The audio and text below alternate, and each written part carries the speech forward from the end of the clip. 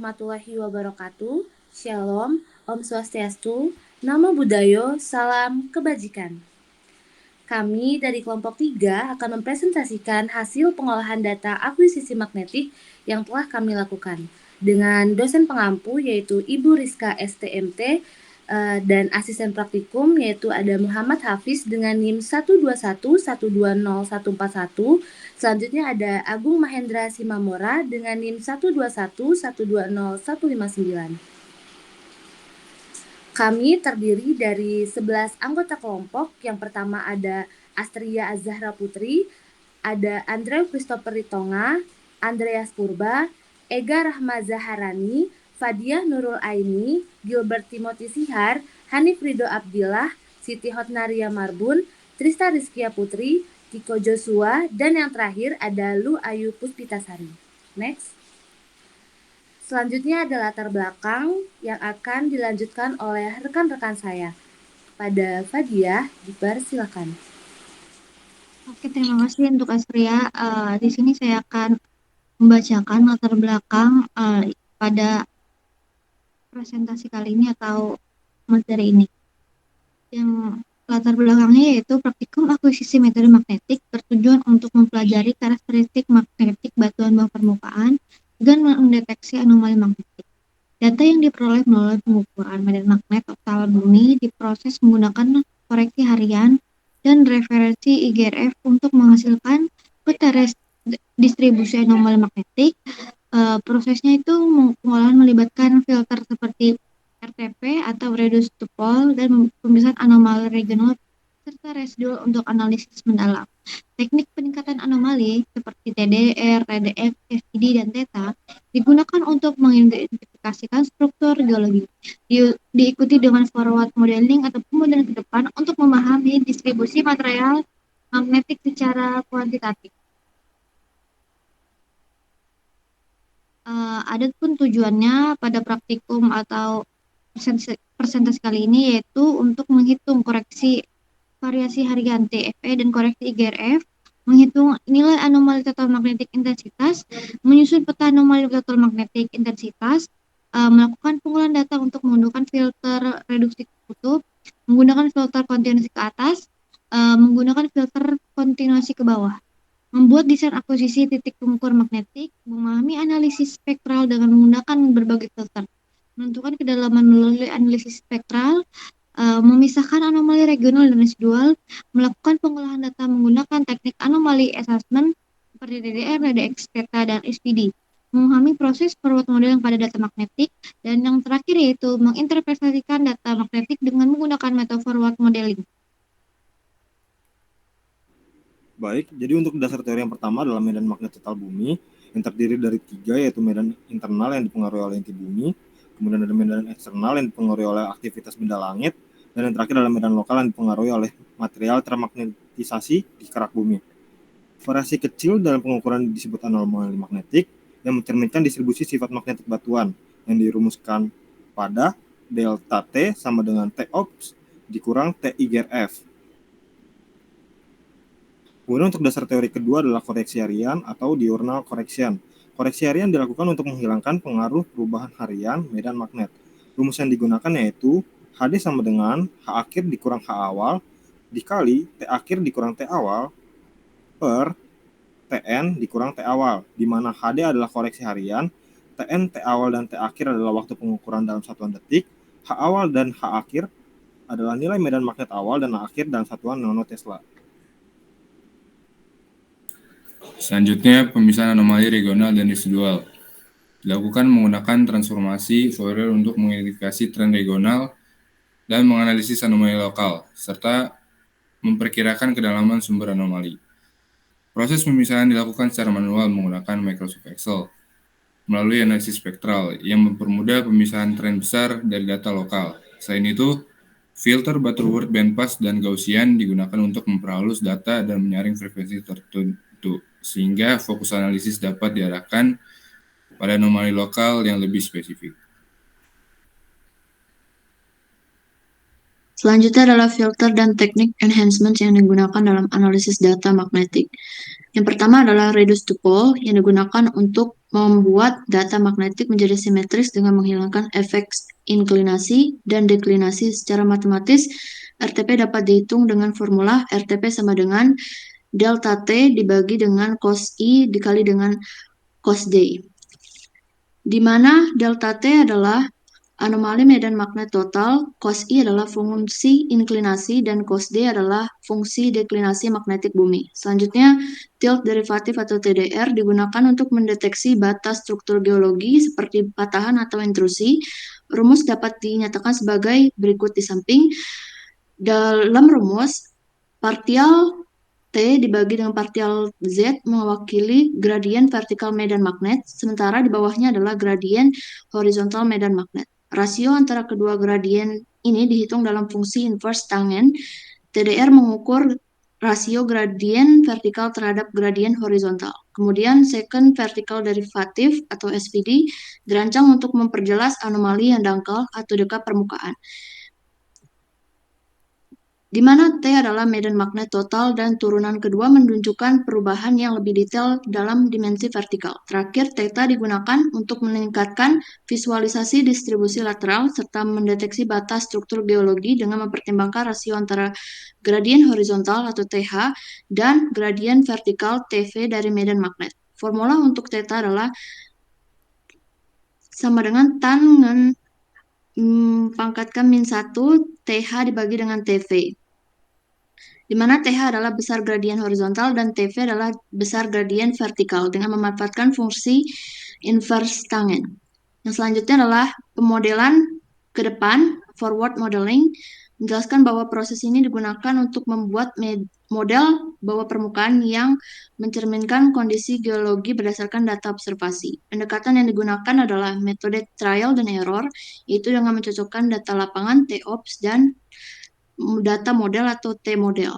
Rumus ini dituliskan sebagai berikut, di mana komponen TOPS merepresentasikan nilai anomali yang diukur di lapangan, sedangkan T-model adalah nilai anomali yang dihasilkan oleh model. Parameter sigma adalah ketidakpastian pengukuran yang mencerminkan tingkat error dalam data. Oke, selanjutnya ada diagram alir dari pengolahan yang telah kami lakukan. Tahapan yang pertama yaitu kerjakan pada Microsoft Excel, lalu buka software Oasis. Tahapan kedua yaitu masukkan database pengolahan Excel. Tahapan yang ketiga yaitu buat peta TMI. Tahapan yang keempat yaitu melakukan filter-filter RTP. Tahapan yang kelima yaitu melakukan filter upward dan downward continuation. Tahapan selanjutnya yaitu melakukan filter Gaussian dan Butterworth pada peta regional dan residual. Tahapan selanjutnya yaitu membuat peta derivatif X, Y, Z. Tahapan selanjutnya yaitu buat peta TDR, peta theta, peta SPD, dan peta TDX. Tahapan selanjutnya yaitu melakukan switching. Tahapan selanjutnya yaitu melakukan forward modeling.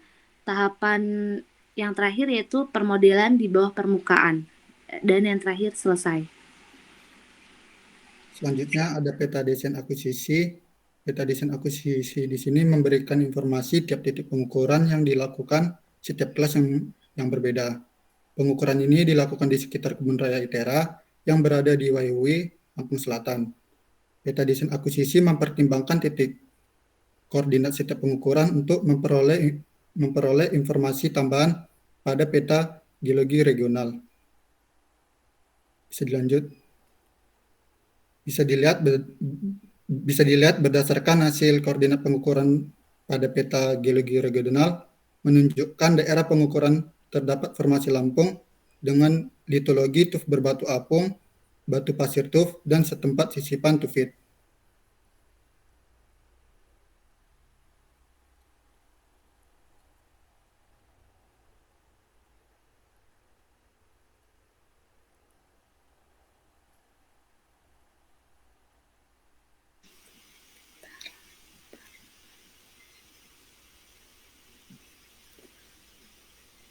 Baik, selanjutnya ada peta TMI atau Total Magnetic Intensitas, di mana peta tersebut itu menampilkan distribusi intensitas magnetik total di suatu wilayah akuisisi.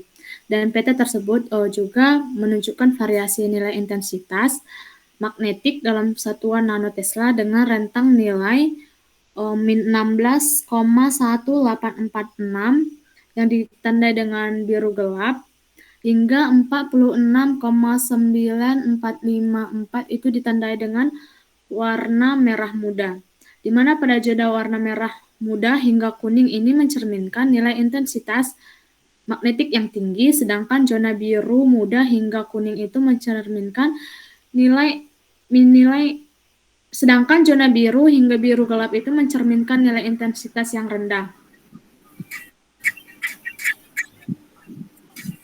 Dan adapun titik-titik hitam pada peta tersebut itu menandakan lokasi data pengukuran yang diambil menggunakan magnetometer dan disusun dalam grid untuk menghasilkan resolusi data yang baik.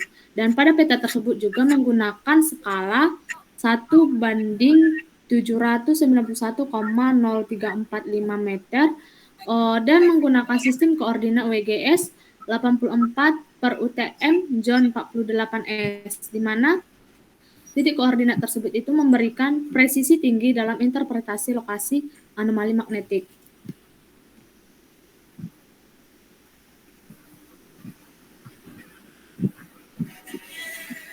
Dan selanjutnya ada peta RTP atau Reduction to Pole yang ditampilkan terdapat 19,3285 dan ditandai dengan warna biru gelap, dan 45,6674 itu ditandai dengan merah muda. Pada peta tersebut, pola distribusi anomali ini menunjukkan adanya gradasi nilai yang signifikan. Zona tersebut, zona dengan anomali tinggi itu ditandai dengan merah kuning, cenderung terletak di bagian tengah dan timur laut pada wilayah akuisisi. Dan pada anomali tinggi ini kemungkinan berhubungan dengan keberadaan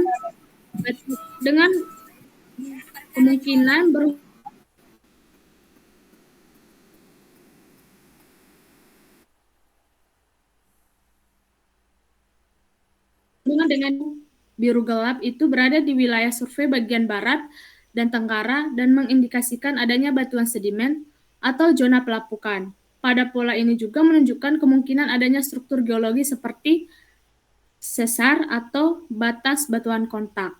Dan untuk pada titik hitam tersebut, itu menandakan lokasi pengambilan data magnetik yang membentuk pengukuran grid untuk memastikan pemerataan data di seluruh area dengan skala 1:791,0345 meter.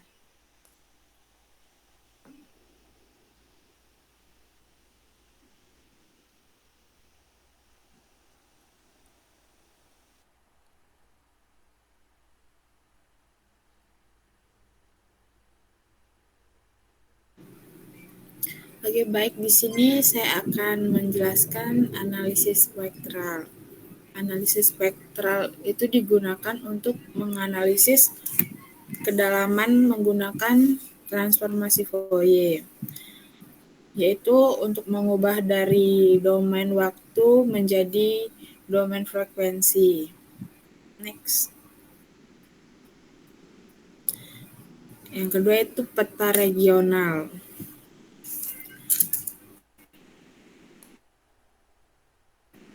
Peta regional digunakan untuk menganalisis zona yang lebih dalam tapi frekuensinya lebih tinggi. Maka dari itu hasil dari peta regional memiliki anomali yang lebih besar. Next. Berikutnya yaitu peta residual. Peta residual digunakan untuk menganalisis zona yang lebih dalam dengan frekuensi rendah. Maka dari itu hasil dari peta regional itu memiliki anomali yang lebih kecil. Oke, selanjutnya merupakan peta-peta hasil dari filter enhancement, di mana tadi filter enhancement digunakan untuk meningkatkan resolusi untuk memperjelas struktur geologi yang ada pada daerah akuisisi. Nah, yang pertama merupakan peta TDX atau tilt derivatif, di mana peta TDX ini menunjukkan hasil derivatif kemiringan pada arah sumbu X. Teknik ini menyoroti anomali atau struktur bawah permukaan seperti sesar atau kontak batuan. Selanjutnya merupakan peta TDR atau tilt depth ratio, di mana peta TDR ini digunakan untuk menentukan kedalaman anomali berdasarkan rasio kemiringan medan potensial yang digunakan untuk interpretasi data magnetik dan memperkirakan kedalaman sumber anomali. Selanjutnya ada peta theta, di mana peta theta ini menggambarkan sudut kemiringan atau hubungan antara medan potensial dengan gradiennya yang mempermudah untuk mengidentifikasi struktur anomali terutama pada kontak batuan dengan cara menonjolkan fitur yang tidak terlalu terlihat. Selanjutnya itu ada peta SPD atau second vertical derivative, di mana peta SPD ini merupakan hasil dari derivatif vertikal kedua dari data medan potensial yang ada, yang digunakan untuk memperjelas anomali dengan mengurangi pengaruh tren regional sehingga fitur lokal atau fitur dangkal itu menjadi lebih terlihat.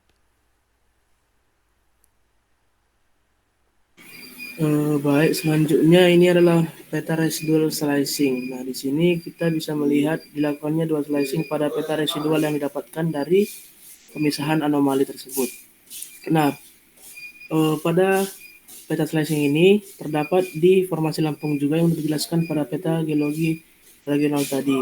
Untuk formasinya itu formasi Lampung. Lanjut.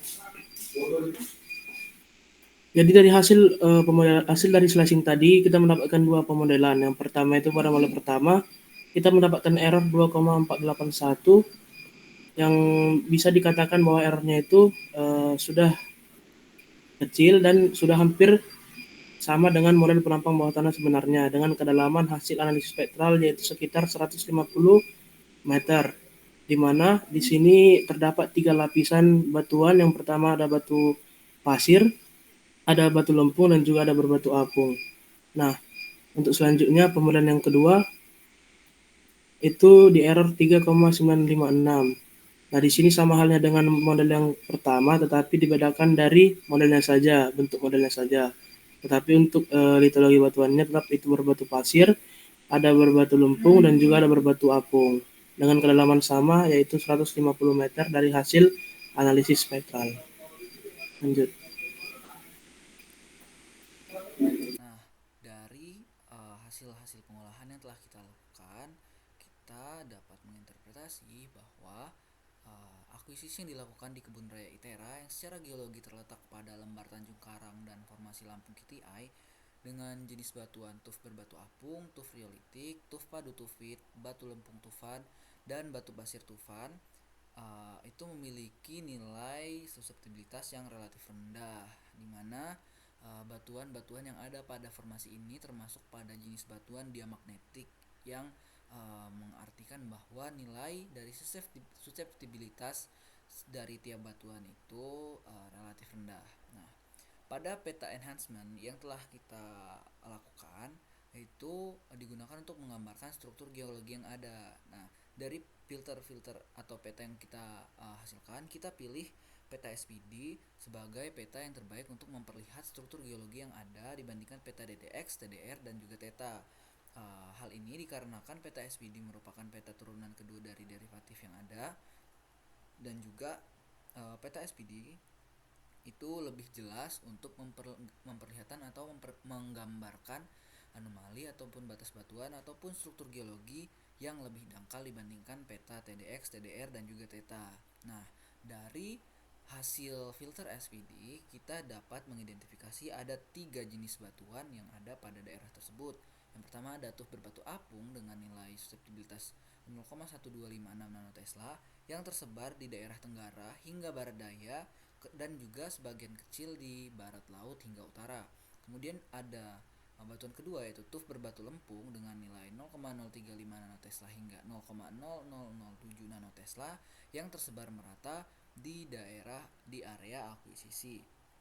Kemudian ada tuf berbatu pasir dengan nilai 0,0003 nanotesla hingga 0,1641 nanotesla yang tersebar secara lateral dan acak karena nilai suseptibilitas yang lebih beragam. Hal ini dikarenakan oleh batu pasir memiliki butiran yang berbeda-beda sehingga akan menghasilkan jenis nilai suseptibilitas yang berbeda-beda sehingga persebarannya itu lebih acak dibandingkan batuan tuf berbatu lempung ataupun tuf berbatu apung. Nah, kemudian pada daerah akuisisi ini kita tidak menemukan struktur lapisan ataupun struktur batuan tertentu, namun di sini kita dapat melihat dengan jelas kontak dari tiap batuan yang ada di area akuisisi, dan juga kita dapat membedakan area-area mana saja dengan jenis batuan yang berbeda-beda.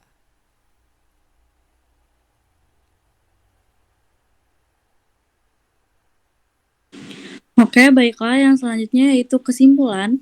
Yang pertama itu peta TDX menunjukkan struktur halus dengan intensitas rendah dan distribusi seragam, menggambarkan tuf berbatu lempung yang homogen. Yang kedua yaitu tuf berbatu lempung pada peta TDX menunjukkan sedikit variasi yang mengidentifikasi adanya perbedaan kecil dalam komposisi atau tekstur.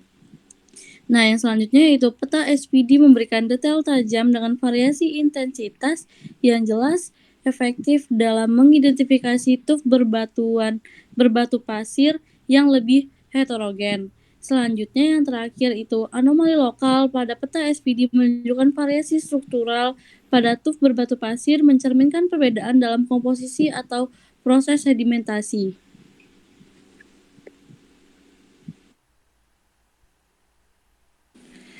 Oke, cukup sekian presentasi dari kelompok kami yang dapat kami paparkan. Terima kasih. Wassalamualaikum warahmatullahi wabarakatuh.